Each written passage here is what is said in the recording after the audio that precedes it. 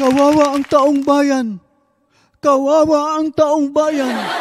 Para sa taong bayan. Ito ang madalas nating maririnig sa mga makakaliwang grupo na nasa mga kongreso natin. Kasama na rin dyan ang mga dilawan. Palagi na lang ginagamit ang salitang kawawa ang taong bayan. Para sa taong bayan. Pero sino-sino lang ba ang tinutukoy nilang taong bayan? Gaano ba ito karami? Umabot ba ito ng 10,000, 100,000, o 500,000? Pero alam naman natin na karamihan sa taong bayan na tinutukoy nila ay yung mga kakampi nila sa bundok at yung iba nasa bayan. Kasama na rin ang ilang mga dilawan dyan. Madalas nilang gamitin ang salitang kawawa ang taong bayan bilang propaganda upang makaakit ng maraming suporta.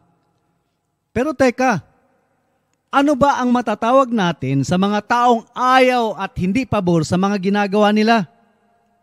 Katulad na lang ng milyon-milyong mga members ng Iglesia ni Cristo. Milyon-milyong members ni Pastor Apollo Kibuloy. Milyon-milyong mga Katoliko at mga kapatid na mga Muslim. Hindi ba sila yung matatawag nating totoong taong bayan? Tama! Hindi ba kawawa ang mga taong ito kapag nagtagumpay sila sa mga masasama nilang balak? Correct! Kaya isipin natin, kung dapat bang maniwala o magpapadala sa propaganda nila sa paggamit ng salitang kawawa ang taong bayan. Dahil ang totoong taong bayan ay ang karamihan na may magandang hangarin, may pagpapahalaga at pagmamahal sa bayan.